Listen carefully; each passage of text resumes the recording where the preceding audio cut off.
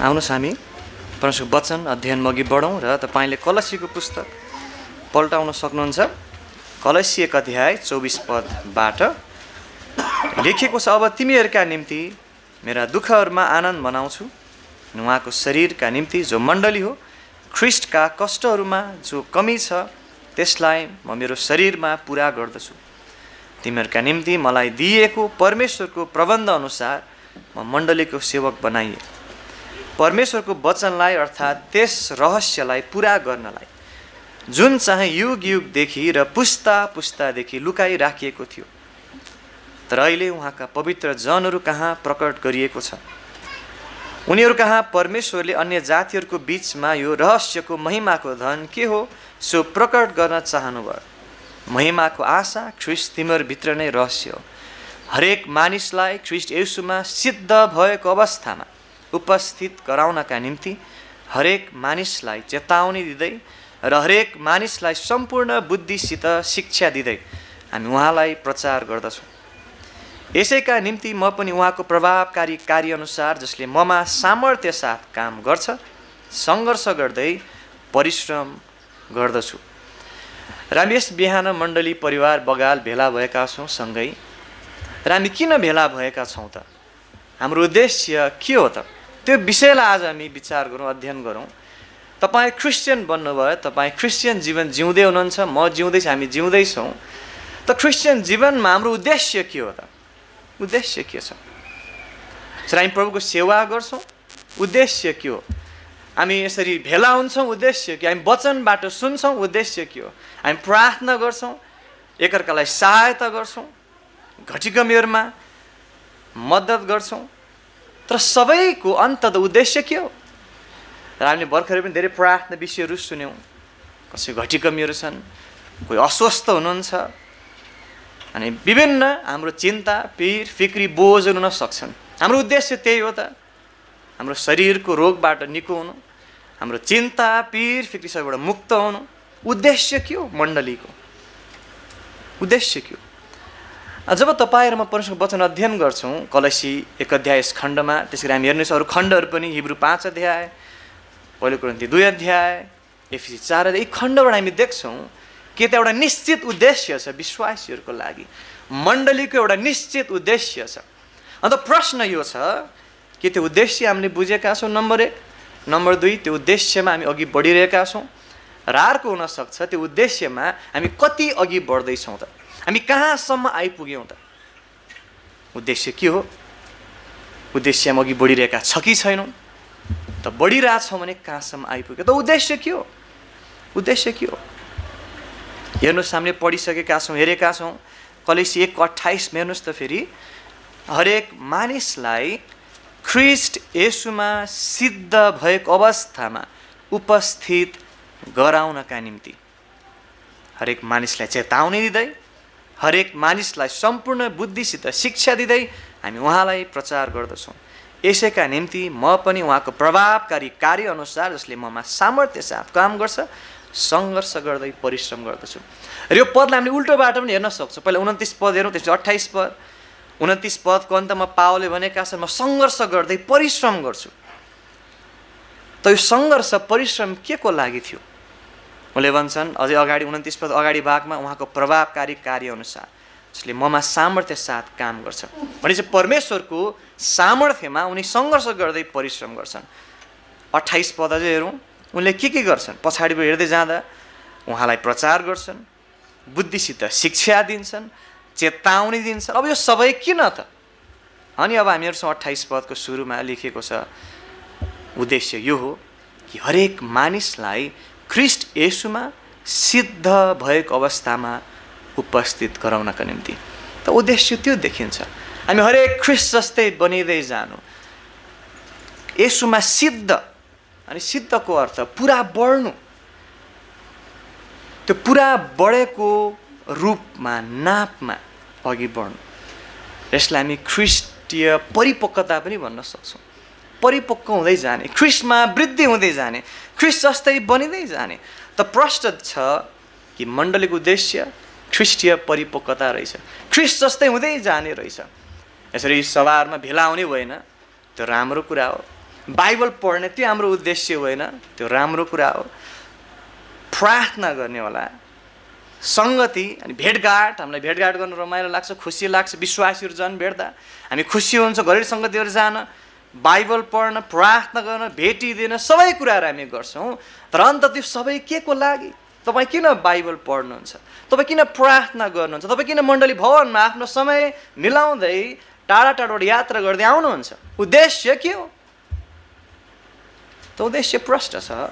हामी खालि भेटघाट गर्न जुटेका छैनौँ, एकअर्कालाई सहायता गर्न मात्र त्यो राम्रो कुरा हो। तर अन्ततः हामी ख्रिस्ट जस्तै बनिँदै जानु छ। ख्रिस्टीय परिपक्वता हाम्रो उद्देश्य रहेछ। भनेको छ हरेक मानिसलाई ख्रिस्ट येशूमा सिद्ध भएको अवस्थामा उपस्थित गराउनका निम्ति। त उद्देश्य प्रष्ट छ। हामी एफिसीको 4 अध्याय पनि आउँ। तपाईँले हेर्नुहोस् त, एफिसीको पुस्तक 4 अध्याय। र यो उद्देश्य हाम्रो मण्डलीको उद्देश्य हुन आवश्यक छ। हामी हरेक व्यक्तिको उद्देश्य हुन आवश्यक छ कि हामी व्यक्तिगत रूपमा, पारिवारिक रूपमा, बगालको रूपमा ख्रिस्टीय परिपक्वतामा बढ्दै जान्छौँ, ख्रिस्ट जस्तै बनिँदै जान्छ। हाम्रो उद्देश्य त्यो। हामी सबैजना धेरै समूह भेला हुनु अनि नयाँ भजन, मिठो भजनहरू गाउनु, त्यो राम्रो छ। त्यो उद्देश्य हुन सक्दैन। निको हुनु, चङ्गाइ हुनु, त्यो राम्रो कुरा प्रभुले गर्न सक्नुहुन्छ आज पनि। तर त्यो हाम्रो उद्देश्य हुन सक्दैन। तर येशू ख्रिस्ट जस्तै बनिँदै जानु। एफिसी 4 अध्याय तपाईँले 11 पदबाट हेर्नुहोस् त, कुरा कति छर्लङ्ग छ। एफिसी 4 अध्याय 11 पद। अनि उहाँले कतिलाई प्रेरितहरू, अनि कतिलाई भविष्यवक्ताहरू, अनि कतिलाई सुसमाचार प्रचारकहरू, अनि कतिलाई गोठालाहरू र शिक्षकहरू उनीलाई दिनुभयो। किन दिनुभयो त?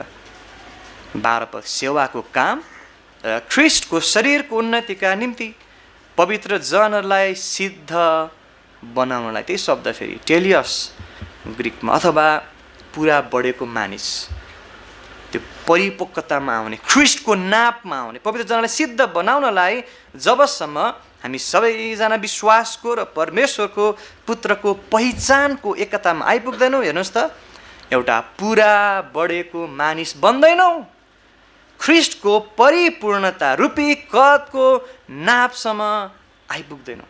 उद्देश्य प्रष्ट छ। तपाईँले धेरै पदहरू कण्ठ गर्नुहुन्छ, राम्रो कुरा। हामी बाइबल धेरै पढ्छौँ, राम्रो कुरा हो।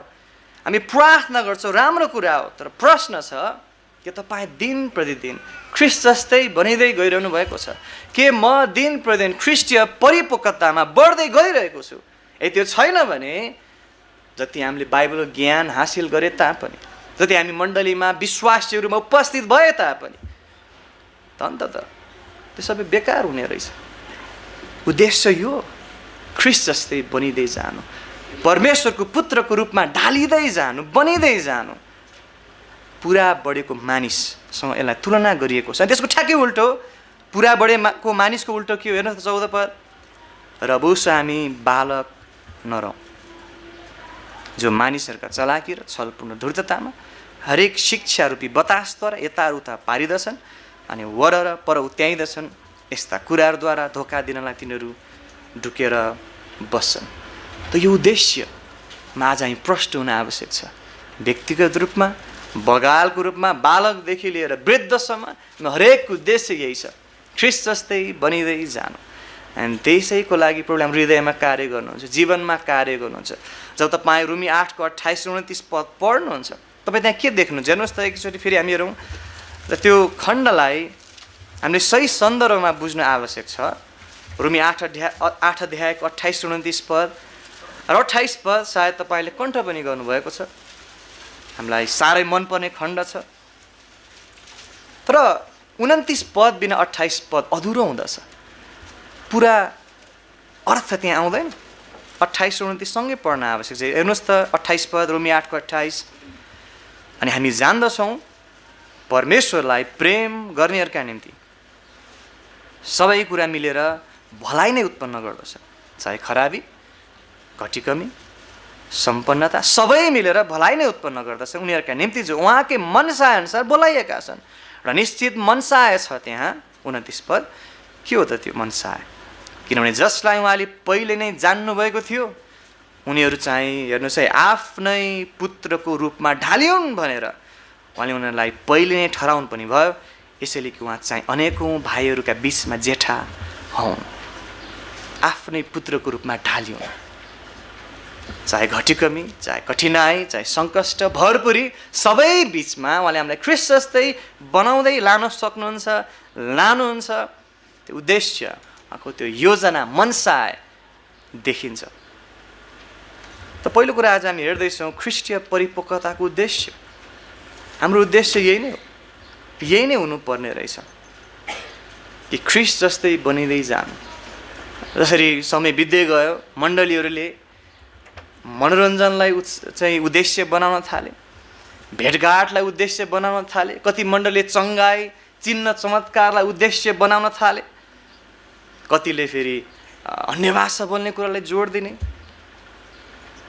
अनि त्यसरी मण्डलीमा धेरै समस्याहरू आउन थालेको। तर आज तपाईँ र हामीले बुझ्न आवश्यक छ, हामीलाई यस संसारमा क्रिस्चियनहरूको खाँचो छ। यस काठमाडौँमा, नेपालमा, संसारभर क्रिस्चियनहरूको खाँचो छ, जसले ख्रिस्टलाई पछ्याउँछन्, जो दिन प्रतिदिन ख्रिस्ट जस्तै बनिँदै गइरहेका छन्। बाइबल धेरै जानेको पुरानो विश्वासी होइन, धेरै प्रार्थना गर्ने, यदि ख्रिस्ट जस्तै बनिँदै गइरहेको छैन, त्यो सबै एउटा बाहिरी रूप मात्रै हुन पुग्दछ। जब तपाईँ बाइबल पढ्नुहुन्छ, तपाईँ बाइबल सुन्नुहुन्छ, सिक्नुहुन्छ, प्रार्थना परमेश्वरसँग नजिकमा हिँड्नुहुन्छ, उद्देश्य के हो? ख्रिस्ट जस्तै बनिँदै जानु। त के हिजोभन्दा आज, आजभन्दा भोलि, भोलिभन्दा पर्सि, दिन प्रतिदिन हामी ख्रिस्ट जस्तै ख्रिस्टीय परिपक्वतामा बढ्दै गइरहेका छौँ। अनि त्यो साँच्चै चुनौतीपूर्ण प्रश्न छ मेरो लागि, तपाईँको लागि, हामी सबैको लागि। किन हामी इमान्दारीपूर्वक हामी आफ्नो जीवनलाई जाँच्छौँ भने हामी सबैले सायद गवाही दिन्छौँ, म जसरी अघि बढ्नुपर्ने बढेको छैन, जसरी मेरो जीवनमा ख्रिस्ट देखिनु पर्ने देखिएको छैन, त समस्या के भयो? कहाँ कमजोरी त्यहाँ भयो त? सायद हामीले ख्रिस्टीय परिपक्वता, ख्रिस्ट जस्तै हुने कुरालाई उद्देश्य राख्नुपर्ने, त्यो मुख्य जोड हुनुपर्ने अरूको लागि राखेका छौँ कि? तपाईँले यसरी सोध्नुहोस् न आफूलाई। तपाईँ जसरी मण्डली आज बिहान आउनुभयो, आउनको लागि तपाईँ तयारीहरू गर्नुभयो, सायद हिजो बेलुकादेखि नै प्रार्थना साथ तपाईँ आउनुभयो, तपाईँ के उद्देश्यले आउनुभयो? तपाईँ मण्डली भेलामा यसरी बगानमा भेला आउँदा तपाईँले कुन कुराले आनन्दित बनाउँदछ? उद्देश्य के हो त? कतिले भला न मलाई विश्वासीहरू भेटघाट रमाइलो लाग्छ, खुसी लाग्थ्यो, राम्रो कुरा हो। एउटा क्रिस्चियन व्यक्तिलाई अरू क्रिस्चियनहरूसँग सङ्गति गर्नु त्यो सुन्दर कुरा हो, त्यो हामीलाई आनन्द लाग्छ। कतिले भन्दा मलाई भजनहरू मिठो लाग्छ, मलाई भजन गाउन, भजन सुन्न एकदम राम्रो लाग्छ। कतिले भन्दा मलाई वचनको ज्ञानमा बढ्न मन लाग्छ, वचनको नयाँ नयाँ ज्ञानहरूमा बढ्दै जाने सुन्ने त एकदम मनपर्छ।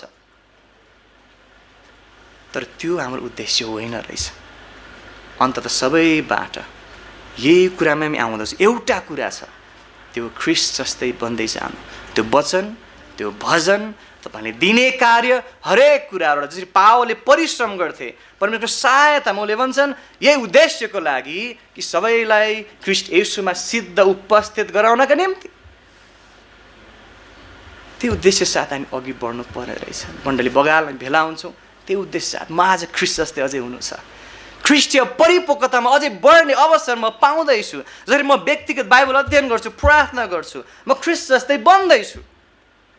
जसरी म विश्वासीहरूलाई सहायता गर्छु, उहाँहरूलाई ख्रिस्ट जस्तै बन्ने कार्य म चाहिँ मद्दत गर्दैछु, म भेटिदिन्छु, प्रभुको कार्य अघि बढोस्। अनि त्यो कार्य सेवाहरूबाट अरू मानिसहरू अझै ख्रिस्टीय परिपक्वतामा बढुन्।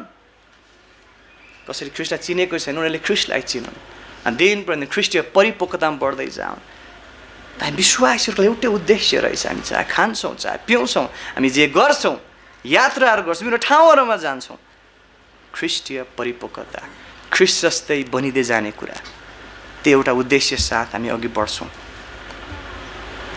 त ख्रिस्टीय परिपक्वताको उद्देश्य त्यो रहेछ। तपाईँले आफ्नो व्यक्तिगत जीवनमा त्यसरी सोच्न आवश्यक छ। परिवारमा, बगालमा म के ख्रिस्ट जस्तै बनिँदैछु? बाइबलको ज्ञानले भरिएको मानिसहरू चाहिएको होइन संसारमा, तर ख्रिस्ट जस्तै जिउने क्रिस्चियनहरू आज संसारमा चाहिएको छ। उहाँहरूलाई प्रभुले अनि आफ्नो महिमालाई चलाउनुहुन्छ। ख्रिस्टीय परिपक्वता के हो त? एफिसी 4 अध्यायमा धेरै कुरा प्रकट गरिएको छ। पुरा बढेको मानिस भनिएको छ त्यसलाई, त्यो कुरालाई होइन र। एफिसी 4 अध्याय तपाईँले हेर्नुभयो 13 पदमा पुरा बढेको मानिस, पुत्रको पहिचानको एकतामा आइपुगेको अवस्था, परिपक्वता भनेको थियो। अझै भनिएको छ पुत्रको पहिचान, त्यसपछि पुरा बढेको मानिस, अनि 13 पदमा भनेको छ ख्रिस्टको परिपूर्णता रूपी कदको नापसम्म आइपुग्दैनौ भने चाहिँ त्यसरी अघि बढ्नु पर्ने रहेछ। त समग्र भन्दा ख्रिस्ट जस्तै हुनु हाम्रो विचार, बोली, व्यवहार अनि आफ्नै सामर्थ्यमा सम्भव छैन। पवित्र आत्माले हामीमा कार्य गर्नुहुन्छ, त्यसमा हामी प्रभुको अनुग्रह अगुवाईमा अघि बढ्छौँ, ख्रिस्ट जस्तै हुँदै जान्छौँ। त्यो हाम्रो उद्देश्य आज भएको होस्। तपाईँले सुसमाचार सुनाउनुहुन्छ, हामी त्यसरी सुनाउँछौँ। तपाईँहरू ख्रिस्ट जस्तै बन्नुपर्छ। मेलमिलापको सुसमाचार हो। पापी मानिसलाई परमेश्वरसँग मेलमिलाप हामी ल्याउँछौँ, त्यो सन्देश प्रचार गर्छौँ, अनि मुक्ति पाएपछि अब के गर्ने त? ख्रिस्ट जस्तै बनिँदै जाने। अनि त्यसरी हामी आफ्नो व्यक्तिगत जीवनमा अघि बढ्छौँ। उद्देश्य त्यो। अब दोस्रो कुरा हामी आउँ ख्रिस्टीय परिपक्वताको वृद्धि। अब उद्देश्य हामीले बुझ्यौँ, अब वृद्धि कसरी तपाईँहरूमा अब ख्रिस्टीय परिपक्वतामा अघि बढ्न सक्छौँ त? अघि बढ्नु पर्ने रहेछ, हामीले बुझ्यौँ। ख्रिस्ट जस्तै बनिँदै जानुपर्ने रहेछ, त्यो हामीले बुझ्यौँ। त कसरी यो सम्भव छ? हामी बाइबलमा हेरौँ न, केही खण्डहरूलाई हेर्नेछौँ हामी सरस्वती। कलेसी 1 अध्यायमा तपाईँ फेरि फर्केर आउनुहोस्। कलेसीको पुस्तक 1 अध्याय र 28 र 29 पदलाई हामी फेरि हेर्नेछौँ। यो क्रिस्चियन परिपक्वता, ख्रिस्ट जस्तै बनिने कार्य, यसमा हामी बढ्दै जानुपर्ने रहेछ। तर कसरी त? कलेसी 1 28 र 29 तपाईँले हेर्नुहोस्, लेखेको छ हरेक मानिसलाई ख्रिस्ट येशूमा सिद्ध भएको अवस्थामा उपस्थित गराउनका निम्ति। अब हेर्नुहोस् है, पावलले के गर्छन्? हरेक मानिसलाई चेतावनी दिँदै, हरेक मानिसलाई सम्पूर्ण बुद्धिसित शिक्षा दिँदै हामी उहाँलाई प्रचार गर्दछौँ। 29 पद, यसैका निम्ति म पनि उहाँको प्रभावकारी कार्यअनुसार जसले ममा सामर्थ्य साथ काम गर्छ सङ्घर्ष गर्दै परिश्रम गर्दछु। त हामी यहाँ 4वटा कुराहरू देख्न सक्छौँ। सर्तै हेर्दा नम्बर 1 चेतावनी छ। चेतावनी दिँदै भन्छन् पावलले, तपाईँ र मलाई चेतावनी चाहिन्छ। चेतावनी भन्नाले गाली गर्ने, हप्की गर्ने मात्र भन्न खोजे होइन, तर हाम्रो समस्या देखाइदिने। कल्पना गर्नुहोस् न, तपाईँ मानौँ अनुहारमा तपाईँको कालो लागेको छ, केही मसीहरू, मुख अलिकति कालो फोहोर देखेको छ, तर तपाईँलाई थाहा छैन। तपाईँ बाटोमा त्यत्तिकै हिँड्नुहुन्छ, मान्छेले देखिरहेको हुन्छन्, सायद भित्रभित्र हाँस्छन्, जिस्काउँछन्, गिज्याउँछन्, तपाईँलाई थाहा नै छैन तपाईँको अवस्था कस्तो छ। घर गएर यस्तो ऐना हेर्नुहुन्छ त ओहो कालो रातो कस्तो फोहोर रहेछ, घिनलाग्दो रहेछ। मान्छेले मलाई किन नभने होला है? किन मान्छेले मलाई चेतावनी नदिएको होला है? तपाईँको मुखमा फोहोर छ, तपाईँको मुखमा समस्या छ, सफा गर्नुपर्छ। त्यही जस्तो चेतावनी, त्यसलाई हामी सकारात्मक रूपमा लिन्छौँ, नकारात्मक लिँदैनौँ। बाइबलमा चेतावनी छ सकारात्मक हो। संसारमा चेतावनी सायद नकारात्मक हुनसक्छ, उसलाई खिसी गर्न, उसलाई लडाउन, उसलाई तल झार्न, तर होइन, बाइबलमा होइन। प्रभुले चेतावनी सधैँ उद्देश्य एउटै छ, चेतावनी दिनको, माथि उचाल्नको लागि, उसको दोष देखाउने, ताकि उसले त्यसलाई ग्रहण गरोस्, बुझोस्, पश्चाताप गरोस्, अनि ऊ माथि अघि बढोस्, होइन र? उसलाई झार्ने हो भने उचाल्ने। त त्यसको लागि चेतावनी दिन्थे पावलले। तपाईँ मलाई चाहिन्छ, मलाई चाहिन्छ, हामीलाई चाहिन्छ। हामी सिद्ध छैनौँ कोही पनि, चेतावनी आवश्यक पर्ने रहेछ। त चेतावनी बाइबलले दिँदछ, परमेश्वर बाइबलबाट हामी पाउँदछौँ। के तपाईँले त्यो पाइरहनु भएको छ? त्यो व्यक्ति धन्य हो, क्रिस्चियन धन्य हो, जसले बाइबलीय चेतावनी पाउँदछ। साथै अर्को छ शिक्षा। हेर्नुहोस् त 28 पद, बुद्धिसित शिक्षा दिँदै, र हामीलाई शिक्षा पनि चाहियो। यो समस्या हो, यो बेठिक हो, अब यो चाहिँ ठिक हो, शिक्षा पनि हामीलाई आवश्यक छ। अनि पावलले बुद्धिसित शिक्षा दिन्थे, अनि हामी पनि बुद्धिसित शिक्षा सिक्छौँ। शिक्षा दिँदै, शिक्षा महत्त्वपूर्ण छ, यो पनि बाइबलबाट मिल्दछ। अनि त्यसपछि अर्को उसले भन्छ हामी उहाँलाई प्रचार गर्दछौँ, ख्रिस्टको प्रचार, ख्रिस्टको शिक्षा, ख्रिस्टको विषयमा बताउने, जान्ने। अनि 29 पदमा अर्को कुरा उनले भनेका छन्, सङ्घर्ष गर्दै परिश्रम गर्दछु। त्यहाँ सङ्घर्ष छ, त्यहाँ परिश्रम छ। प्रभुले उद्देश्य राख्नु भएको छ मेरो जीवनमा, हाम्रो बगालको जीवनमा, हाम्रो व्यक्तिगत रूपमा, बगालको रूपमा कि हामी ख्रिस्ट जस्तै बनिँदै जाउँ, ख्रिस्टीय परिपक्वतामा बढौँ। तर त्यो कुरा कि हाम्रो शरीरलाई मनपर्छ, त्यो पुरानो मानिसलाई मनपर्छ, मन पर्दैन।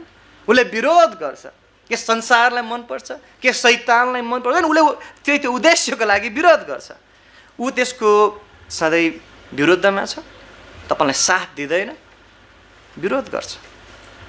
त त्यहाँ सङ्घर्ष छ, परिश्रम छ, सजिलो छैन। तर प्रभुको सामर्थ्यमा त्यो सम्भव छ। पावल आफै त्यसको अनुभव उनले गरेका थिए। उनले भनेका छन्, तपाईँलाई याद छ, म जे चाहन्छु त्यो गर्दिनँ, जे गर्दिनँ भन्छु त्यही गर्छु। त ठुलो सङ्घर्ष त्यहाँ थियो, तर उनले अन्ततः निष्कर्ष निकालेका छन् कि येशू ख्रिस्टमा त्यहाँ विजय छ। त कलसी 1:28-29 अनुसार हामीले देख्यौँ ख्रिस्टीय परिपक्वताको वृद्धिको लागि, ख्रिस्ट जस्तै बनिनको लागि हामीलाई चेतावनी चाहिन्छ, हामीलाई शिक्षा चाहिन्छ, ख्रिस्टको प्रचार चाहिन्छ, परिश्रम सङ्घर्ष चाहिन्छ। अब तपाईँले आफ्नो जीवनमा विचार गर्नुहोस्, जाँच्नुहोस् के त्यो कुराहरू मेरो जीवनमा भइरहेको छ। जब तपाईँ वचन सुन्नुहुन्छ, वचन अध्ययन गर्नुहुन्छ, तपाईँले चेतावनी त्यहाँबाट पाउनुहुन्छ, पवित्र आत्माले सिकाउनुहुन्छ, ख्रिस्टको प्रचार त्यहाँ पाउनुहुन्छ। त्यति मात्र नभए एफिसी 4 अध्याय फेरि फर्कौँ, ख्रिस्टीय परिपक्वताको वृद्धिको विषयमा हेर्दैछौँ। एफिसी 4 अध्यायमा फेरि आउनुहोस्। र हामीले पढिसक्यौँ यो खण्ड, तर एउटा कुरा हामीले याद गरौँ। जस्तो हामीले पढ्यौँ 11 पदमा, एफिसी 4 को 11, यहाँ चाहिँ विभिन्न प्रकारका दानहरू भएको व्यक्तिहरूको उल्लेख गरिएको छ। हेर्नुहोस् त फेरि एफिसी 4 को 11, अनि उहाँले कतिलाई के त प्रेरितहरू, कतिलाई भविष्यवक्ताहरू, अनि कतिलाई सुसमाचार प्रचारकहरू, अनि कतिलाई गोठालाहरू र शिक्षकहरू हुनलाई दिनुभयो। त उहाँले विशेष दान भएको व्यक्तिहरू दिनुहुन्छ मण्डलीमा, सिकाउनको लागि, गोठाला गर्नको लागि। त्यो किन उहाँले त्यो विशेष दानहरू दिनुहुन्छ, व्यक्तिहरू दिनुहुन्छ? त हामीले पढ्यौँ 12 पद, सेवाको काम ख्रिस्टको शरीरको उन्नतिका निम्ति। ख्रिस्टको शरीर जो मण्डली हो, जो तपाईँ हो, मण्डली भने यो भित्ता होइन, यो भवन होइन, तपाईँ हो मण्डली, तपाईँको उन्नति होस्। कस्तो उन्नति? पुरा बढेको मानिस, ख्रिस्ट जस्तै बनिँदै जाने, ख्रिस्ट जस्तै नम्र, ख्रिस्ट जस्तै सत्यताको उभिने, ख्रिस्ट जस्तै पिताको इच्छा पालन गर्ने, ख्रिस्ट जस्तै सुसमाचार प्रचार, पापको पश्चातापको प्रचार गर्ने, ख्रिस्ट जस्तै बनिँदै जाने। तर त्यति मात्र होइन, जब तपाईँले हेर्दै जानुहुन्छ तल हेर्नुहोस् 15 र 16 पद। अब एफिसी 4 को 15-16 हामीले देख्यौँ कि उहाँले अगुवाहरू दिनुहुन्छ, गोठालाहरू दिनुहुन्छ, शिक्षकहरू दिनुहुन्छ, ताकि मण्डली ख्रिस्ट जस्तै बनिँदै जाओस्। अनि त्यति मात्रै पढ्दा हामीले सोचौँ होला, त्यसो भए एउटा विश्वासीको आत्मिक परिपक्वता, ख्रिस्टीय परिपक्वता, ख्रिस्ट जस्तै बन्ने कार्यको भूमिका, जिम्मेवारी अगुवारको, गोठालाको, शिक्षकको। त्यो केही हदमा सत्य हो, तर त्यति मात्र होइन। 15 र 16 पद पनि पढौँ, एफिसी 4 15 र 16। तर प्रेममा साँचो बोल्दै हामी सबै कुराहरूमा उहाँसम्म, हेर्नुहोस् है, जो शिर हुनुहुन्छ अर्थात् ख्रिस्टसम्म बढौँ। 16 पद, उहाँबाट नै सम्पूर्ण शरीरले, त्यो शरीरले भने शब्द तपाईँले चिन्ह लाउनुहोस् यदि लाउनु भएको छैन भने। शरीर भनेको मण्डलीले, मण्डली भनेको हामी विश्वासीहरूले, भनेको मतलब तपाईँले, मैले, हरेक अङ्गको नाप मुताबिकको आफ्नो दान अनुसार, प्रभावकारी काम अनुसार, हरेक जोर्नीको सहायताद्वारा टम्म मिलेर एकसाथ बाँधिएर प्रेममा, अनि सबै कुरा गरेर के गर्छ? आफ्नै उन्नति गर्नका निम्ति, हेर्नुहोस् है, अब चिन्ह लाउनुहोस्, शरीरको वृद्धि गर्दछ। त मैले आफ्नो बाइबलमा यसरी चिन्ह लगाएको छु, शरीरले भन्ने शब्दमा गोलो लगाएको छु, त्यस 16 को अन्तमा शरीरमा चिन्ह लगाएको छु। त्यो दुईटालाई मैले जोडेको छु हल्का रूपमा।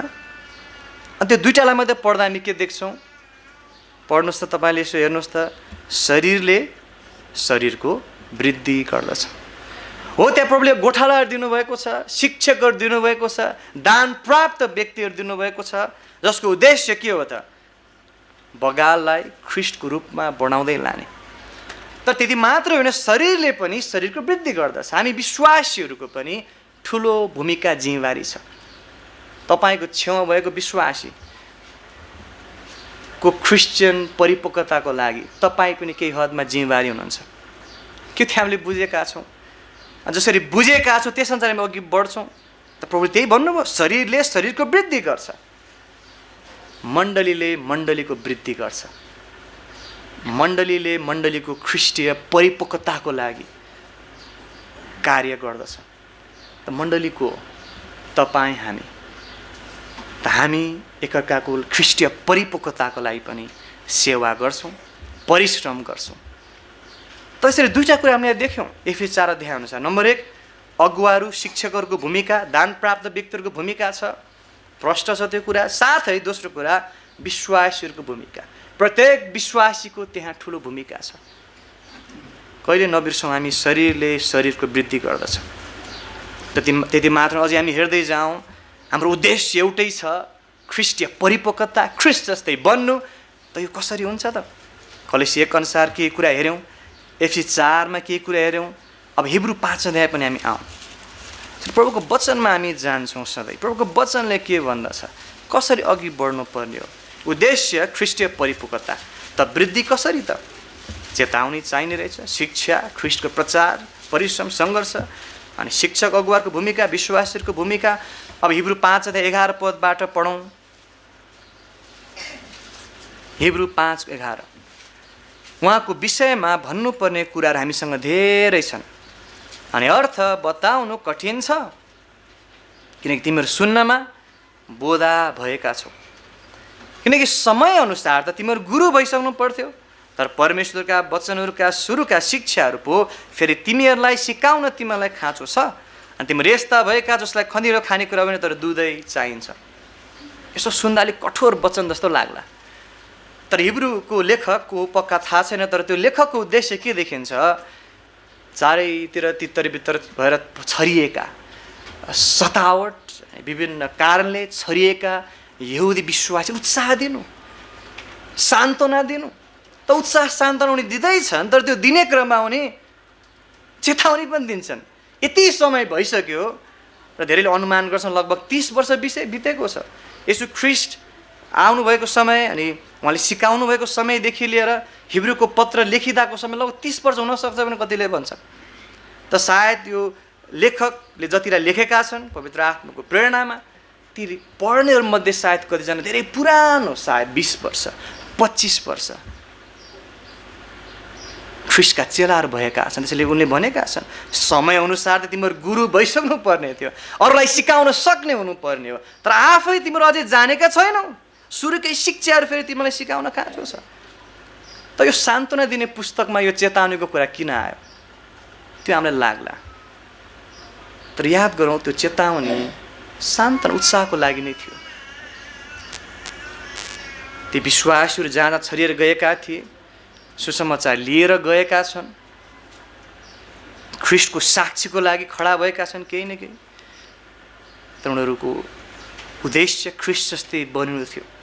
अनि त्यो कार्यको लागि लेखकले झकझकाउँछन्। ल है साथीहरू, विचार गरौँ, सुसमाचार प्रचार गरिरहेको होला, असल साक्षी कायम गरेको होला, बाहिरबाट त सब ठिक छ, राम्रो छ, तर के ख्रिस्ट जस्तै वृद्धि हुँदै गइरहेका छौँ? पुरा बढेको मानिस हुँदै गइरहेका छौँ? वृद्धि छ त्यहाँ? त यस अनुसार हामी के देख्छौँ? नम्बर 1, ती विश्वासीहरू सुन्नमा बोधा भएका छन् भनिएको छ। बोधा भने के हो? अब सुन्नमा बोधा भनेको चाहिँ यो कानको समस्या होइन रहेछ, तर हृदयको समस्या रहेछ। कान त सायद राम्रै छ होला, राम्रै सुन्थ्यो होला, कुनै औषधि उपचार गर्नु परेको छैन, तर हृदयको समस्या छ। कानको समस्या भने हृदयको समस्या। सुन्नमा बोधा भएका छन्। चल, नम्बर 1 त सुन्नमा तिखो हुनुपर्ने रहेछ। यो वृद्धि कसरी सम्भव छ? त तपाईँ र म परमेश्वरको वचन सुन्दै, सुनेको वचनलाई व्यवहारिकतामा, आज्ञाकारितामा ढाल्दै अघि बढ्छौँ, त वृद्धि हुँदछ। त सुन्नमा तिखो। साथै यहाँ भनेको छ 12 पद, किनकि समयअनुसार, त त्यहाँ केही समय लाग्ने पनि देखिन्छ। हामी मुक्ति एकैचोटि पाउँछौँ, तपाईँले जुन दिन येशू ख्रीष्टलाई आफ्नो पापहरूको पश्चाताप गर्दै उहाँमाथि विश्वास गर्नुभयो, तुरुन्तै मुक्ति पाउनुभयो। फेरि तपाईँले अर्को दिन पर्खिनु पर्दैन। तपाईँले फेरि केही समय आत्मिक जीवन जिएर अब चाहिँ होइन पवित्र आत्मा भरपुर अन्य भाषा त्यो परेन। तपाईँले मुक्ति पाउनुभयो, तपाईँले अनन्त जीवन पाउनुभएको छ, र धन्यवाद होस्। तर ख्रिस्टीय परिपक्वता एउटा प्रक्रिया देखिन्छ, बढ्दै बढ्दै जान्छु, समय लाग्ने रहेछ। अनि अर्को महत्त्वपूर्ण कुरा हेर्नुहोस् यहाँ 13 र 14 पद, हिब्रू 5 को 13 र 14, किनकि दुध पिउने हरेक मानिस धार्मिकताको वचनमा सिपालु हुँदैन, किनकि ऊ बालकै हुन्छ। तर खैदुलो खानेकुरा पुरा बढेका मानिसहरूको निम्ति हो। पुरा बढेको मानिस, त्यही शब्द हो जसलाई कलसीमा सिद्ध भन्ने अनुवाद भएको छ। पुरा बढेका मानिसहरूका निम्ति हो, जसका ज्ञानेन्द्रिय हेर्नुहोस् त काममा परिकन दुवै असल र खराब खुट्याउनका निम्ति के हुन्छ? अभ्यस्त भएका हुन्छन्। अभ्यासमा त्यहाँ प्रयोग भएको छ। त ज्ञान सुन्यो, धेरै बुझियो, तर अभ्यासमा छ। धेरै वचन सुनियो, सिकियो, तर व्यवहारमा उतार्ने क्रममा हामी त्यही संसारिक दृष्टिकोण, पार्थिव दृष्टिकोणमा अघि बढ्छौँ। त के काम भयो? र जो पुरा बढेको मानिस उनीहरूको चरित्र के हो? उनीहरूले के गर्छन्? उनीहरूले त्यो ज्ञानेन्द्रियहरूलाई काममा परिकन त्यसलाई प्रयोग गरिकन दुवै असल र खराब खुट्याउन सक्छन्। त्यस कारण उनीहरू अभ्यस्त भएका हुन्छन्। कुन खराब हो, कुन असल हो खुट्याउन सक्छन्। कसरी? त्यसलाई अभ्यास गर्दा गर्दा काममा परिकन अभ्यस्त भएका हुन्छन्। अभ्यास, व्यवहारिकता, प्रयोगमा ल्याउने कुरा ख्रिस्टीय परिपक्वताको वृद्धिको लागि साह्रै महत्त्वपूर्ण छ। तपाईँ हामी सुन्छौँ, सिक्छौँ, अनि त्यसअनुसार तुरुन्तै जिउँछौँ। आज मैले के गर्नुपर्ने हो? सधैँ त्यो प्रश्न हामी सोध्छौँ। मैले वचन सुने, हाम्रो बिहानको अनलाइन सङ्गतिमा, बेलुकाको अनलाइन सङ्गति, प्रार्थना सभा, शनिबारको आराधना सभा, अब मैले गर्ने के हो त? वचन सुने, राम्रो लाग्यो, ज्ञान प्राप्त भयो, त्यो राम्रो छ। तर अझै हामी अघि बढ्छौँ अनि त्यसलाई काममा पारिकन अभ्यस्त हुने कार्यमा अघि बढ्छौँ। प्रभु, म अब कसरी अघि बढ्नुपर्ने? मलाई सहायता गर्नुहोस्। तपाईँको जीवनमा केही पापहरू छन्, तपाईँले मानिलिनु पर्ने, सायद तपाईँले केही कुराहरू सुधार्नु पर्ने छ, केही कुराहरू गर्न छोड्नुपर्छ कि केही कुराहरू गर्न थाल्नुपर्छ कि काममा परिकन। अनि अझै हामी हेरौँ हिब्रूको 6 अध्यायमा त्यही सिलसिला यहाँ अघि बढेको देख्छौँ। हिब्रू 6 को 1 हेर्नुहोस् त। यस कारण ख्रिस्टका शिक्षाका सुरुका कुराहरू छोडेर हामी अघि सिद्धतातर्फ जाउँ। अब यो पढ्दाखेरि कतिले अलिकति गलत बुझाइ हाम्रो हुनसक्छ। ख्रिस्टका शिक्षाका सुरुका कुराहरू छोडेर भने अब छोडिदिने हो सुसमाचारका कुराहरू, बप्तिस्माको कुराहरू होलान्, त्यो आधारभूत शिक्षालाई अब छोडिदिने, अब चाहिँ काम लाग्दैन, अब पुग्यो, हामी त्यो भन्न खोजे होइन। तर सन्दर्भ के छ? ती विश्वासीहरू बालकै छन्, अझै सत्यतामा गहिरेका छैनन्। त उनले भन्छन् यसकारण ख्रिस्टका शिक्षाको सुरुका कुराहरू छोडेर हामी अघि सिद्धतातर्फ जाउँ, मरेका कामहरूबाटको पश्चातापको र परमेश्वरमाथिको विश्वासको। 2 पद हेर्नुहोस्, अझै प्रश्न पारिएको छ। अनि बप्तिस्माहरू, हातहरू रखाई, मरेकाहरू बाटोको बौरी उठाए र अनन्त न्यायको शिक्षाको जग हामी फेरि नहालौँ। मानौ हामी घर बनाउँदैछौँ, जग फेरि नहालौँ। अब जग बसालिसकेको छ, अब त्यसमा थप्दै जाने हो तलाहरू, त त्यही जगमै अथवा त्यही भत्काउँदै फेरि त्यही बनाउँदै त्यसमै अब अल्मलिने होइन। बढ्दै जान्छौँ, थप्दै जान्छौँ, वृद्धि हुँदै जाँदछौँ। तपाईँले कुनै त्यस्तो घर देख्नु भएको छ जुन घर चाहिँ बनाउन त थालियो तर जग मात्रै बसालियो होइन? अनि धेरै समय बित्यो, वर्षौँ, 5 वर्ष 10 वर्ष बित्यो सायद, मानौँ, कल्पना गरौँ। तर सधैँ यसो हेर्नुहुन्छ, तपाईँले यसो बाहिर निक्लिँदा यसो हेर्नुहुन्छ, जग मात्रै छ बा, के होला? त्यो देख्दा तपाईँले के सोच्नुहुन्छ होला? के अनुमान तपाईँले सायद लाउनुहुन्छ? नम्बर 1, सायद यो बनाउने मान्छेहरूलाई काम गर्न मन लागेको छैन, इच्छाको कमी छ, त्यहाँ परिश्रम पनि कम छ, बिस्तारै काम गर्छ होला, महिनामा 1 चोटि 2 चोटि आएर गर्छ होला होइन? त्यस्तो हामी सायद कल्पना गर्छौँ। जग मात्रै बसालेको छ, यति धेरै वर्ष भइसक्यो, माथि घर त बनेकै छैन। अथवा सायद हामी सोच्छौँ त्यहाँ बाधाहरू छन्, मौसमले बाधाहरू ल्याए कि, आर्थिक घटीकमीहरू बाधा भयो कि। बाधाहरू हाम्रो वृद्धिमा पनि त्यसले समस्या ल्याउन सक्छ। त्यो बाधाहरू त्यहाँ छन्, त्यसैले हाम्रो प्रभुको सहायता आवश्यक छ। यो हाम्रो आफ्नै बल सामर्थ्य बुद्धिमा सम्भव छैन। उहाँको सामर्थ्यमा हामी ख्रिस्ट जस्तै बढ्दै जान्छौँ। त्यही कुरामा हामी जग नै हालेरै बस्दैनौँ। 3 पद अनि परमेश्वरले अनुमति दिनुभयो भने हामी यही गर्नेछौँ। 4 पद, किनकि तिनीहरू जसले एकपल्ट ज्योति पाए अनि स्वर्गीय दानलाई चाखे, पवित्र आत्माको भागी बनाइए अनि परमेश्वरको उत्तम वचन र आउँदो युगका सामर्थ्यहरूको स्वाद चाखे पतित भयो भने तिनीहरूलाई पश्चातापको निम्ति फेरि नयाँ बनाउनु असम्भव छ। यतिसम्म भन्छन् हिब्रूका लेखक, यदि वृद्धि देखिँदैन भने त्यहाँ प्रश्न आउँछ। यतिको वर्ष भइसक्यो जग मात्रै बसिहालेछ, तला थप्या छैन, अब प्रश्न छ, शङ्का छ। पतित भएको हो कि ख्रिस्टीय परिपक्वतामा बढेकै छैन? साँचो जीवन परिवर्तन भएको छैन कि? स्वाद त चाखे त पतित भए, त्यो हुन सक्छ। त्यसलाई हामी देख्छौँ यहाँ कि हामी जग फेरि नहालौँ, छोडेर सिधा तर्फ जाउँ। यहाँ भनिएको छ, जुन वचन तपाईँले सिक्नु भएको छ हृदयमा राख्छौँ, व्यवहार उतार्छौँ, अनि फेरि सिक्दै गरिँदै जान्छौँ। त्यही एउटै कुरामा हामी घुमेर हिँड्दैनौँ, तर सारा बाइबललाई, नयाँ नियम पुरानो नियम सबै बुझ्ने, सिक्ने तृष्णा साथ अघि बढ्छौँ, सिकिरहन्छौँ, बढिरहन्छौँ। अनि अन्तमा एउटा खण्ड हेरौँ वृद्धिको विषयमा। पहिलो पत्रुस 2 अध्याय हेर्नुहोस् त। पहिलो पत्रुस 2 अध्याय। यसरी ख्रिस्टीय परिपक्वताको वृद्धि कसरी हुन्छ त? ख्रिस्टीय परिपक्वताको उद्देश्य हामीले हेऱ्यौँ, उद्देश्य त्यही हो, एउटै छ, मण्डलीको, विश्वासीको। त कसरी हुन्छ त्यसमा अघि बढ्ने कार्य, वृद्धि कसरी हुन्छ? पहिलो पत्रुस 2 अध्याय अब 1 र 2 पद पढौँ। यसै कारण सबै वैरभाव, सबै छल, कपट, डाहा र सबै प्रकार निन्दा हटाओ।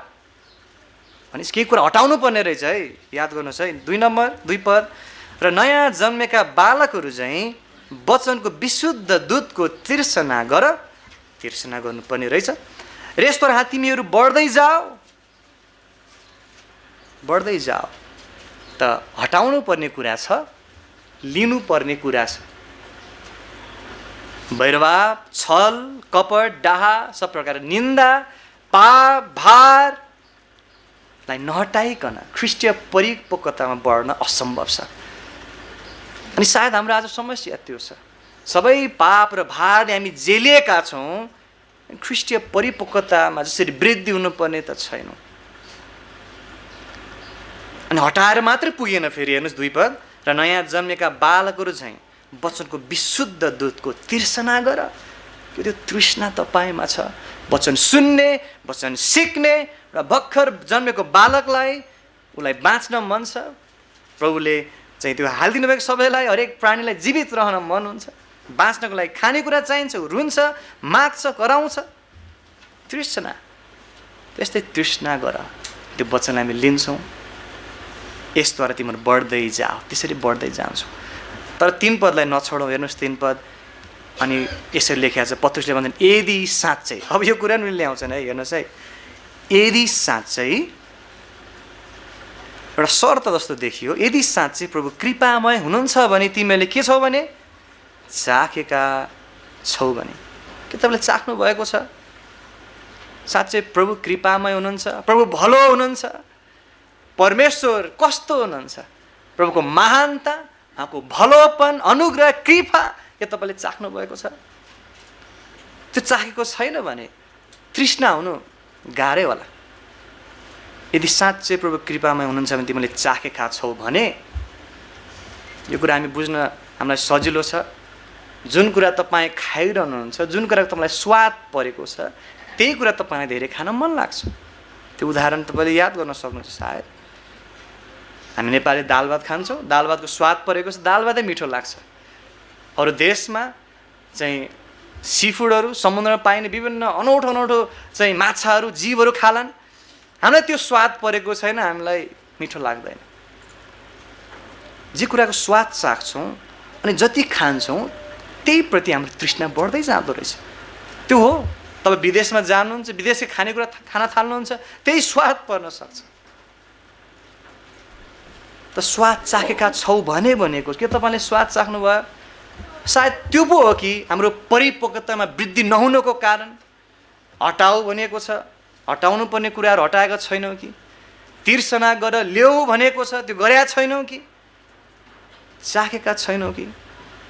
यदि हामी संसारको कुरा बढी स्वाद लिन्छौँ, त्यही प्रति इच्छा तृष्णा हुनु कि त्यो अस्वाभाविक हो र छक्क लाग्ने कुरा छ र हामी सचेत हुन्छौँ। म सचेत हुन्छु, बालक, युवा, वयस्क, वृद्ध सबै।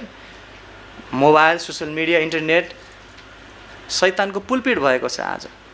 आज शैतानले प्रचार गर्छ, संसारले प्रचार गर्छ, हामी उसलाई पुलपिट दिन्छौँ, ल प्रचार गर। हामी सुन्छौँ युट्युबमा, के छ फेसबुकमा, अनि त्यही स्वाद चाख्छौँ, त्यही प्रति हाम्रो तृष्णा हुन्छ।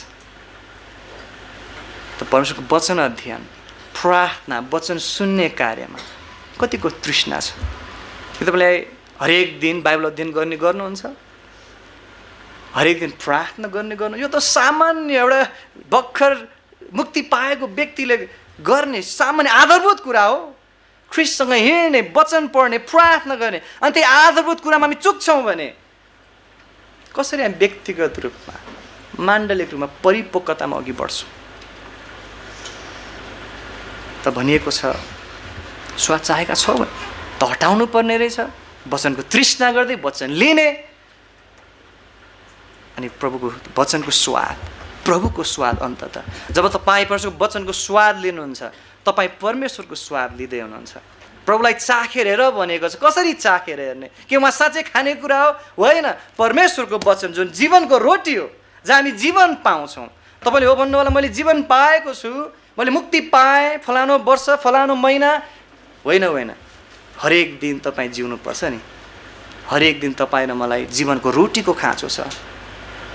वचन खान्छौँ, परमेश्वर विषयमा सिक्दै अघि बढ्छौँ, वृद्धि हुँदै जान्छौँ। तब अन्ततिर हामी आउँदैछौँ। अर्को कुरा मेरो ख्रिस्टीय परिपक्वताको प्रमाण। ख्रिस्टीय परिपक्वता हाम्रो उद्देश्य रहेछ, हामीले बुझ्यौँ। ख्रिस्टीय परिपक्वतामा कसरी वृद्धि हुने त केही कुराहरू हेऱ्यौँ। अब यो विचार गरौँ, प्रमाण के हो त? ख्रिस्टीय परिपक्वता भएको व्यक्तिको चरित्रहरू प्रमाण के होला? हिब्रू 5 अध्याय हामी यहाँ हेरौँ र केही खण्डहरू हामी हेर्ने जसमा सरस्वती हिब्रू 5 अध्याय 11 पद फेरि हेर्नुहोस् त। हिब्रू 5:11 उहाँको विषयमा भन्नुपर्ने कुरा हामीसँग धेरै छन्। अर्थ बताउन कठिन छ, तर सुन्नमा बोधा भएका छौँ। कति दुःख लाग्दो कुरा थियो है पढ्दाखेरि। हिब्रूका लेखकले धेरै कुराहरू भन्न चाहन्थे, परमेश्वरको विषयमा धेरै कुरा सिकाउन चाहन्थे, तर उनीहरूले लिन सक्ने अवस्था थिएन। परमेश्वरको अद्भुत सत्यताहरू, परमेश्वरको अद्भुत आशिषहरू ग्रहण गर्ने अवस्थामा थिएनन्। उनीहरूले भन्ने कुरा धेरै छन्, के गर्नु खै, तिमीहरूले बुझ्न सक्दैनौ। सुन्नमा बोधा भएका छौ। त उनले भन्छन् अझै 12 पद, किनकि समयअनुसार त तिमीहरू गुरु भइसक्नु पर्ने थियो।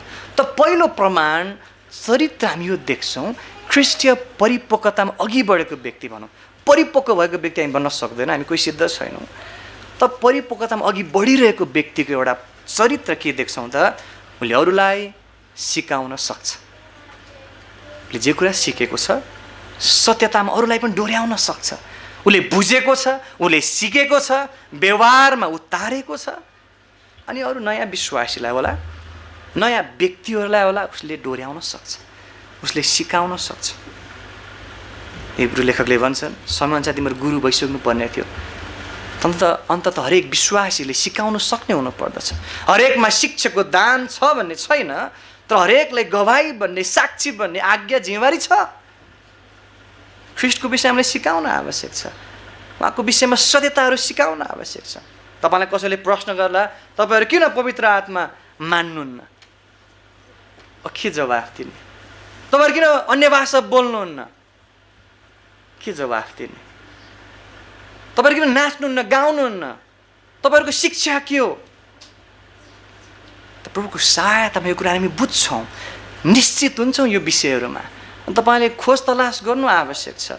उत्तर जससँग छ, शिक्षकहरू, परिपक्व विश्वासीहरूसँग बुझ्नु आवश्यक छ। तर यो कुरामा हाम्रोमा घटी कमी हुनु हुँदैन। यदि यो बगाल ख्रिस्टीय परिपक्वतामा अघि बढ्ने हो भने हरेक प्रत्येक विश्वासी हामी बढ्न आवश्यक छ त्यो परिपक्वतामा। त सिकाउन सक्ने कि हामी छौँ त? ख्रिस्टीय परिपक्वताको प्रमाण एउटा त्यो देखिन्छ। साथै अझै हेर्नुहोस् यही खण्डमा तल 14 पद, तर खदिलो खानेकुरा पुरा बढेका मानिसहरूका निम्ति हो। जसका भने कसको विषयमा कुरा गरिएको? त्यो पुरा बढेका मानिसहरूको, पुरा बढेका मानिसहरूको निम्ति हो, जसका ज्ञानेन्द्रियहरू, हेर्नुहोस् त, पुरा बढेका मानिसहरू कस्ता हुन्छन्? ख्रिस्टीय परिपक्वतामा अघि बढेका मानिस कस्ता हुन्छन्? काममा परिकन दुवै असल र खराब खुट्याउनका निम्ति अभ्यस्त भएका हुन्छन्। यो साह्रै ठुलो प्रमाण हो कि एउटा विश्वासी जसले असल र खराब खुट्याउन सक्छ। ठिक के हो, बेठिक के हो? स्वर्गीय शिक्षाहरूले सिकेको छ, अनि पृथ्वीको घटनाहरू, पृथ्वीको परिस्थितिहरूलाई उसले स्वर्गीय दृष्टिकोणमा हेर्दछ अनि त्यही अनुसार निर्णय गर्दछ। संसारिक तरिकाले सोच्दैन, संसारिक तरिकाले निर्णय गर्दैन, व्यवहार बोली विचार गर्दैन। तर ख्रिस्टीय तरिकामा तपाईँले खुट्याउन सक्छ। अनि यो चाहिँ अभ्यस्त भइकन त असल र खराब खुट्याउन सक्ने हामी भएका छौँ त? कि हामी असल जीवन जिरेका छौँ? असल जीवन के हो? त्यसको परिभाषा बाइबलले दिँदछ। मानिसको परिभाषा काम लाग्दैन।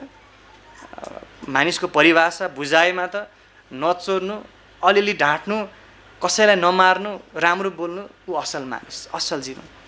तर परमेश्वरको परिभाषा त, उहाँको स्ट्यान्डर्ड, उहाँको चाहिँ जुन योग्यता छ त्यो त उच्च छ। उहाँको वचनअनुसार जिउनु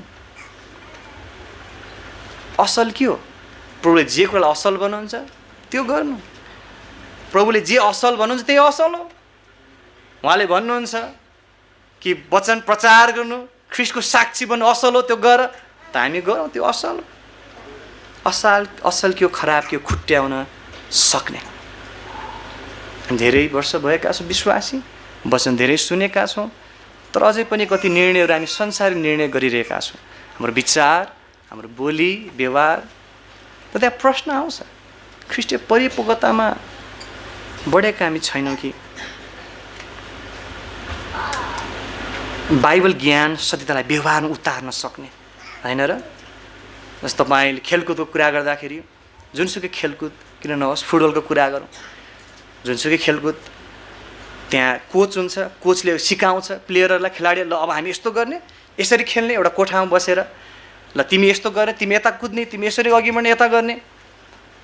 अनि त्यो कोचिङ एउटा क्लास हुन्छ। त्यसपछि के हुन्छ? अर्को स्टेपमा आफ्नो एउटा सानो ग्राउन्डमा प्र्याक्टिस गर्ने आफै। ल अघि हामीले के सिक्यौँ, ल अभ्यास गरौँ, ल अभ्यास गरौँ त, ल यसरी पास गर्ने, कसरी कुद्ने। तर असली जाँच अझै त्यो होइन। असली जाँच कहाँ हुन्छ? जब साँच्चीकै गेम आउँछ, ठुलो स्टेडियममा सायद सबै त्यहाँ दर्शकहरू छन्, अब उसले कोठामा जे सुनेको छ, उसले सायद राम्ररी जानेको छ, यस्तो गर्ने उस्तो गर्ने, कन्ट छ, सब आउँछ, अलि प्र्याक्टिस पनि गर्यो। तर अब मैदानमा खेल्दाखेरि त्यो सिकेको कुरा उसले उतार्न सक्छ, अभ्यासमा ल्याउन सक्छ।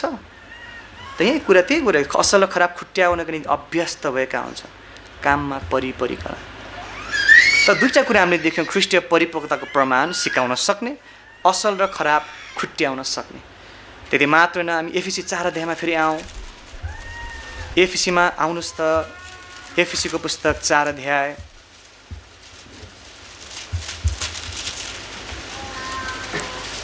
यहाँ लेखिएको छ 14 पद, 12-13मा हामीले हेरिसक्यौँ कि ख्रिस्ट जस्तै बनिँदै जाने कुरा यहाँ आएको छ। अब एफिसी 4 को 14 हेरौँ। र अब उसो बालक नरहौँ, जो अथवा बालक पुरा रूपमा नबढेको मानिस, जो मानिसहरूका चलाकी र छलपूर्ण धूर्ततामा हरेक शिक्षारूपी बतासद्वारा यता र उता पारिदछन् अनि वर र पर हुत्याइदछन्, यस्ता कुराहरूद्वारा धोका दिन्छन्। बालक अथवा पुरा नबढेको मानिसको चरित्र के हो? अस्थिर हुँदछ, सजिलै यताउता हुत्याइन सक्छ, झुटा शिक्षाहरूद्वारा, मान्छेको भनाइद्वारा सजिलै ठेस खान्छ, अस्थिर छ, चञ्चल छ।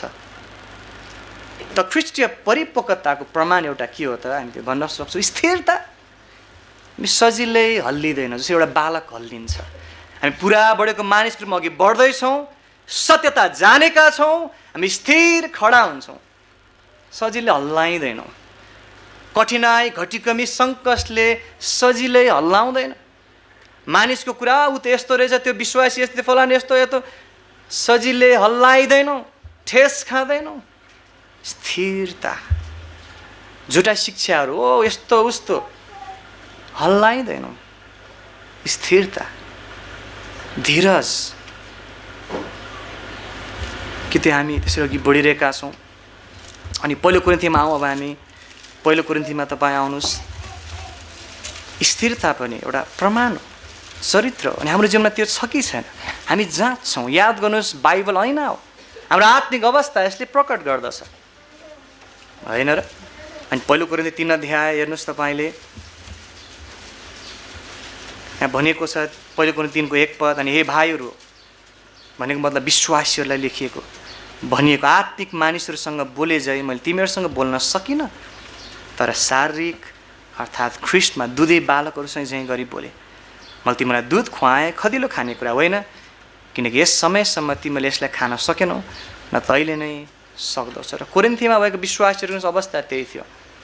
लगभग 50 एडीतिर पावल पहिलोपटक त्यहाँ गएको भन्ने अनुमान छ। र यो पत्र लेख्दा 55 एडी भएको छ, लगभग 5 वर्ष बितेको छ। 5 वर्षमा पनि जसरी अघि बढ्नुपर्ने परिपक्वता देखिएन। त हामी देख्छौँ परिपक्व व्यक्तिले के गर्छ त? खदिलो खानेकुरा खान्छ।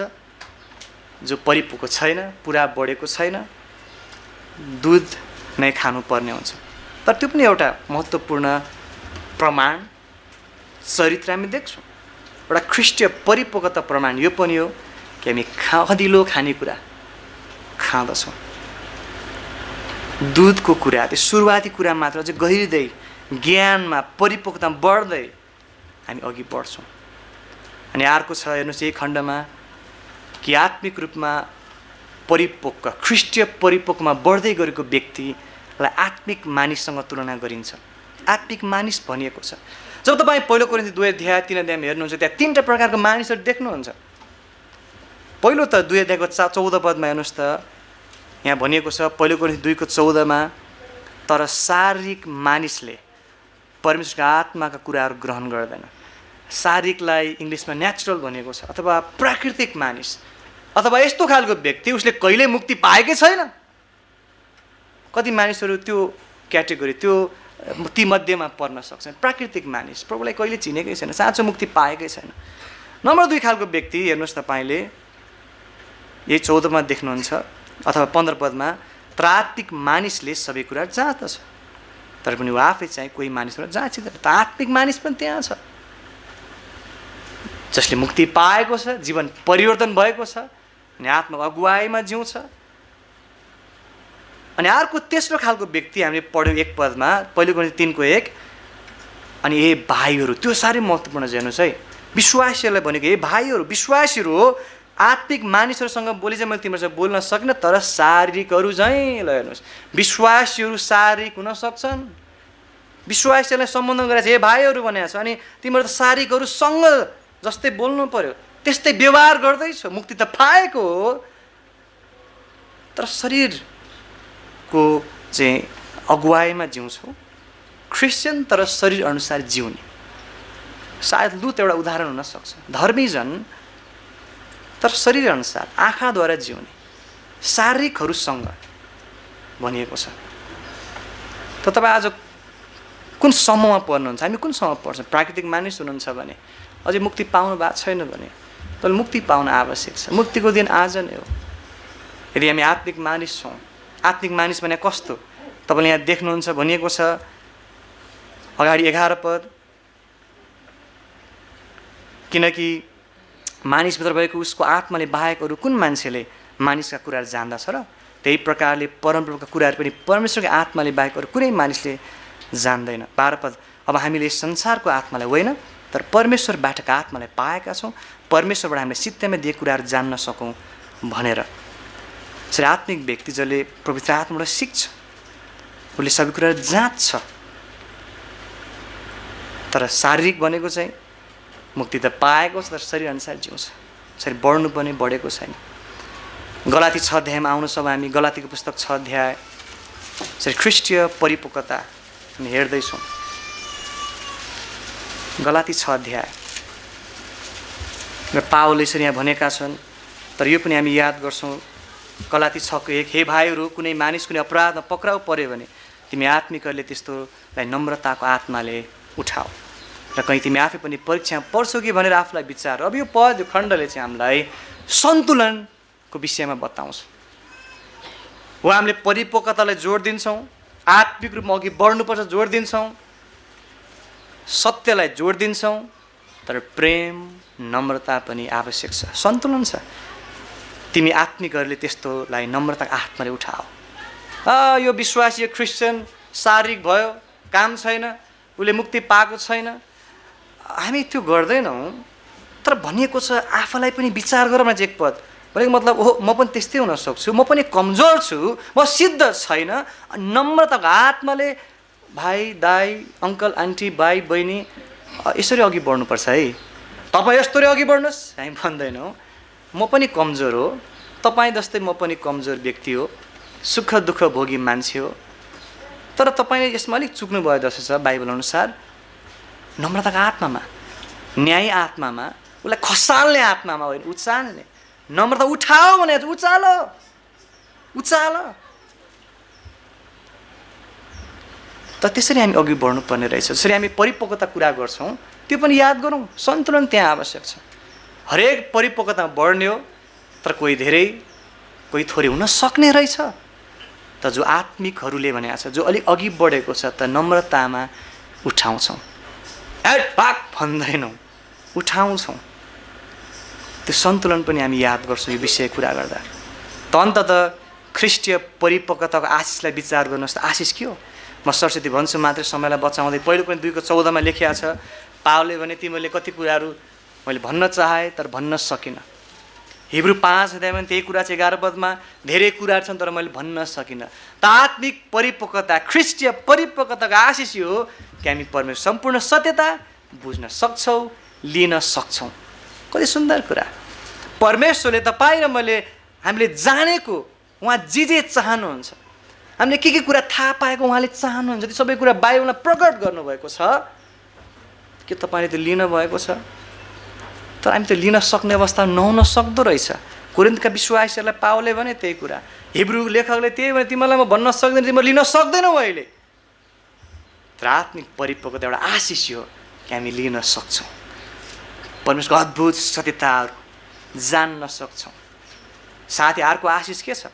हिब्रू 5 अध्याय, हिब्रू 6 अध्यायमा हेर्नुहोस् त, कति सुन्दर खण्ड यहाँ छ। आशिषहरूलाई हेरेर हामी अन्त्य गर्दैछौँ। हिब्रू 6 अध्याय 7 र 8 पद, त्यही सिलसिला हो, त्यही सन्दर्भ हो। हामीले पढिसक्यौँ हिब्रू 5 अध्याय अनि 6 अध्याय पनि। अब 7 र 8 पढौँ। हिब्रू 6 अध्याय 7 र 8। किनकि जुन जमिनले आफूमाथि हेर्नुहोस् है बारम्बार बर्सिने पानी पिउँछ। के तपाईँ त्यसमध्येमा पर्नुहुन्छ कि बारम्बार बर्सिने पानी पिउँछ र आफूलाई खनजोत गर्नेहरूका निम्ति काम लाग्ने सागपात उमार्छ? काम नलाग्ने झारपात होइन, सागपात काम लाग्ने असल फल उमार्छ भने त्यसले परमेश्वरबाट आशिष पाउँछ। तर 8 पद, जसले काँडा र लौडाहरू उमार्छ त्यो बेकममा हुन्छ र श्रापित हुन लागेको छ, जसको अन्त जलाइनु हो।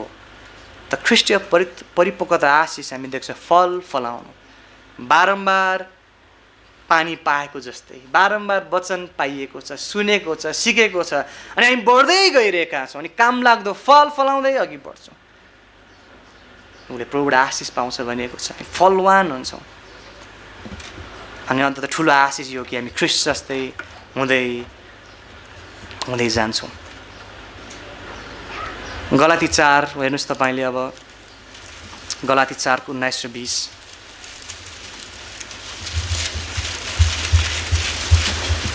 गलाती 4 को 19 र 20। हे मेरा साना नानीहरू, जबसम्म ख्रिस्ट तिमीहरूमा बनिनुहुन्न तबसम्म म फेरि तिमीहरूका लागि प्रस्तुति वेदनामा हुन्छु। कति सुन्दर कुरा। उनले भन्छन् तिमीहरूको लागि, तपाईँहरूको लागि, विश्वासीहरूको लागि तपाईँहरू ख्रिस्ट जस्तै बन्नुभएको होस् भन्ने उद्देश्य त्यही हो। अनि त्यसको लागि म एकदम परिश्रम कठिनाइ गर्छु। यति ठुलो वेदना कसरी तुलना गरौँ?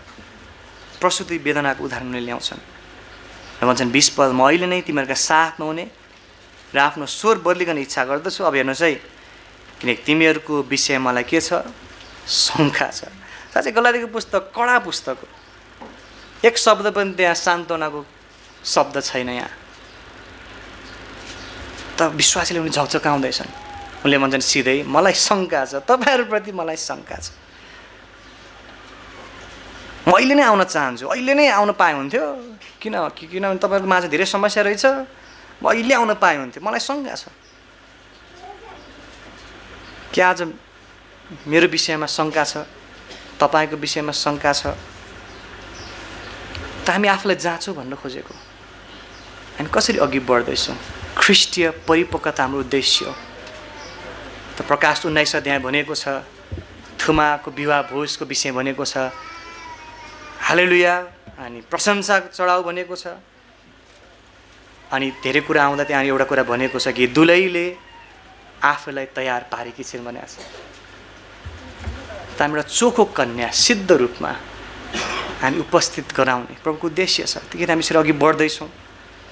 त आज यी सत्यलाई विचार गरौँ र यही नै हाम्रो आज सान्त्वनाको शिक्षा हो, सत्यता हो कि हामी सबैजना ख्रिस्ट जस्तै बनिन सक्छौँ।